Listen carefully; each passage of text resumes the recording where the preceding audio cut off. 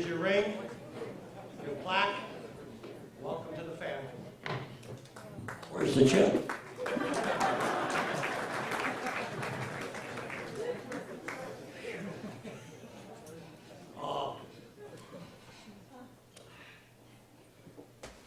Let me first put up with my voice, please. Let me first give thanks to the committee that nominated me for this honor. And let me give thanks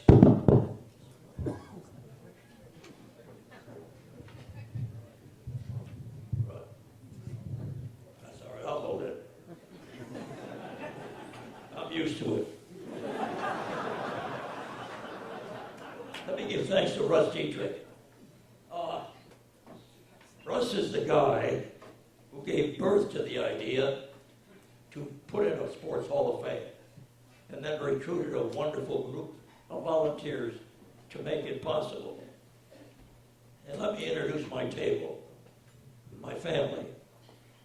I'm with my sister here tonight. You heard she's 97 years old. And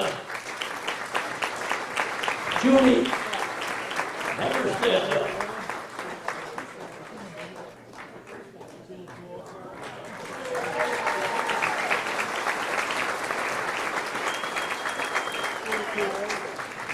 What a beautiful lady.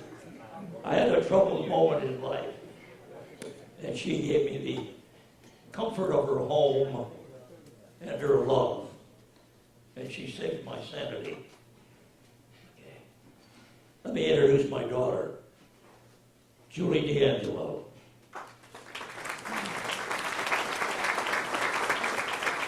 Her name is Julie, but I call her Jewel. Let me introduce my wife, of course.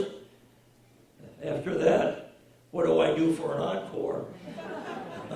Kathy, stand up one more time.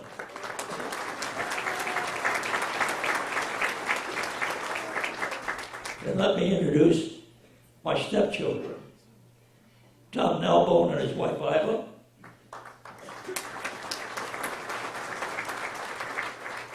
My stepdaughter, Annette Lunston. My other stepson, Phil, is in Minneapolis, Minnesota. My other two children, Jimmy and Mary Jane, are in Denver, Colorado.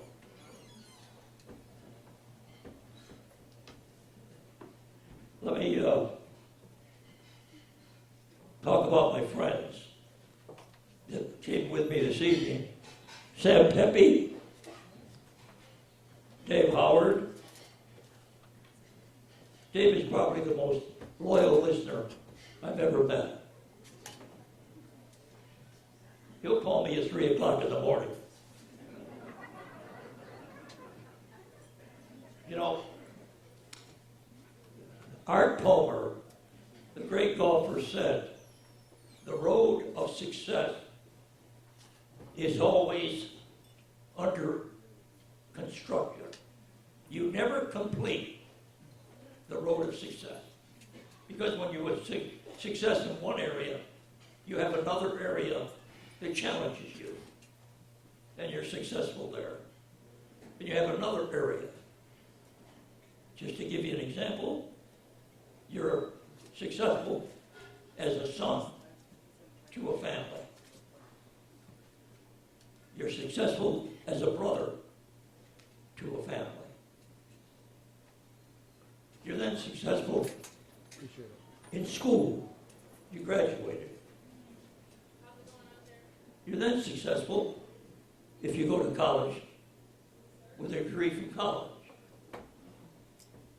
You're then successful because you gained a position that you worked for. You're then successful because you give the position all that you possibly can in order to elevate your stature.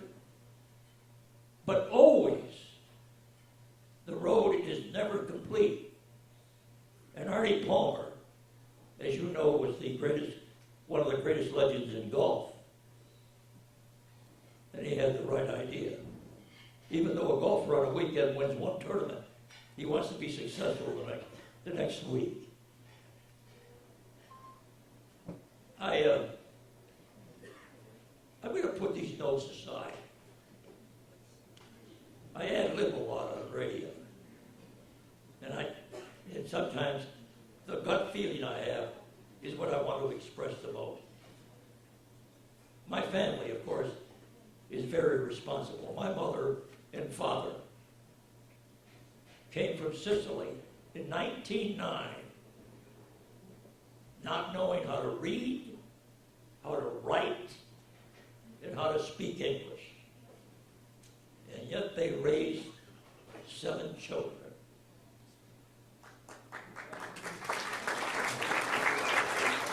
With the power of love. Next, my teachers.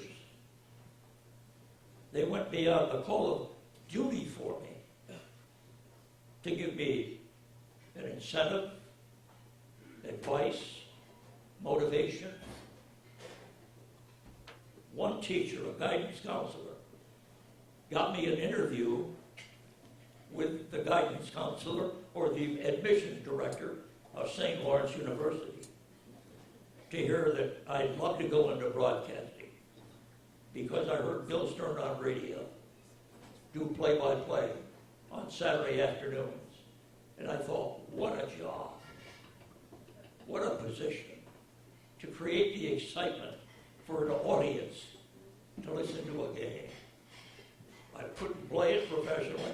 I couldn't write it professionally. I thought, broadcasting.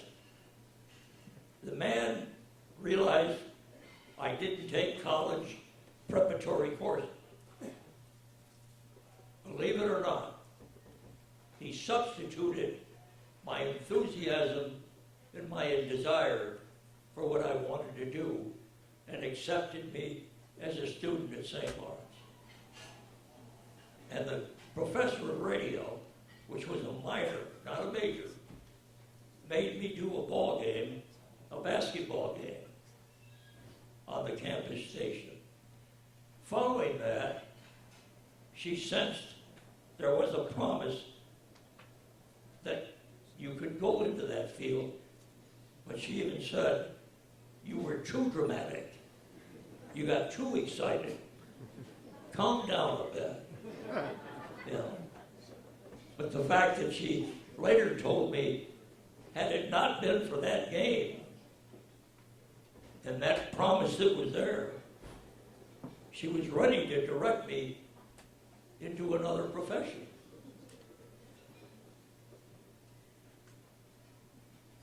I graduated from St. Lawrence, doing football, basketball, and baseball. I came home, had a part-time job. Mr. Cy Goldman did not have a full-time.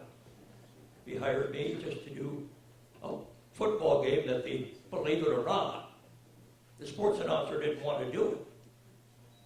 So I did a Saturday game for Jamestown High School. I didn't even know who the engineer was. I went down to the stadium to get there early, set up my spotting boards, and get ready for the broadcast. And I asked the people, where is the broadcast booth? They said, we don't have one. The field is away from the baseball stadium. You can't sit in a booth back there. So I put myself on the top row of the bleachers so I could elevate myself to see the game and give the play-by-play. And guess what? The engineer came. There was no electrical outlet, and I couldn't broadcast from there. He had to move it over to another bleacher, and believe it or not, I stood next to the tuba player doing a play-by-play. That was the start of this career. From there, the Boys Club director, Mr. Robert Clements, who I admired and idoled. He was the director for 6 years. He moved to Harrisburg. When I went for a reunion, he got me an audition in Harrisburg at WHGB for a full-time job. I stood there for 2 years, almost 2 years. But in the meantime, as I was learning, I knew I wanted to go back home. I wanted to be with my family and my friends. And I was hoping a job would open up. Fortunately, Warren had an opening that I found, and I went there to be closer to home. And in 3 months, the job opened at WJTN, and I got the full-time job. And here I am, 61 years later.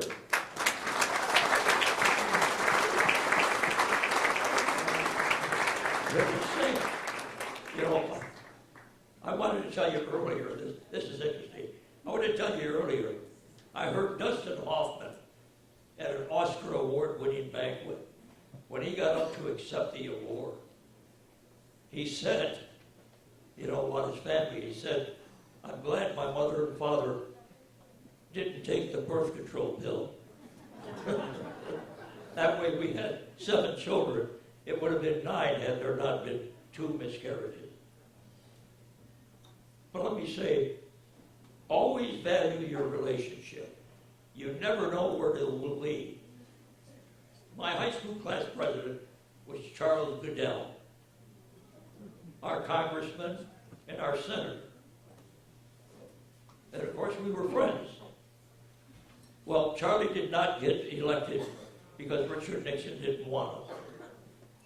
But in 1974, he gave a speech in Chicago. I saw it in an advance copy, and it was the abuse of government power. And I decided we got to do a broadcast. I ran up to the institution and asked permission. They gave me permission, and they put me in the patio of the refreshment pavilion, a little corner. And a young man would come out each morning, because I was there for the week. He would clean the area, and he'd bring me a cup of coffee each morning. I would get the coffee, he would sweep the area around the studio from the debris the night before. Charlie had 5 sons. This was one of them. His name? Roger Goodell. Today, the National Football League commissioner. The biggest sports industry in the world. And Roger came to Chautauqua 4 years ago. And immediately he came to see me and gave me an interview. And he gave me a wonderful autograph and nice comments. Never underestimate the value of a friendship. Thanks to so many people who brought sports stars to our city, I had the opportunity for Joe Louis, Rocky Marciano, Rocky Graziano, Jimmy Braddock, Mickey Mantle, Whitey Ford, Phil Rizzuto, and so many more. And you people, your inductee of the past, have given me that privilege and that luxury. To conclude, I'd like to say, Al Michaels, doing a broadcast from Lake Placid, the World Championship hockey had title. The Russians, the Soviet Union, were great favorites, astounding favorites, to easily win. 1980, if you recall. Michaels was in the last minute of the game, realizing the U.S. was going to win that game. And he said, do you believe in miracles? I'm answering that question tonight, Al. Here I stand among the giants of our community, these athletes and coaches. Yes, Al, I do believe in miracles. Thank you very much.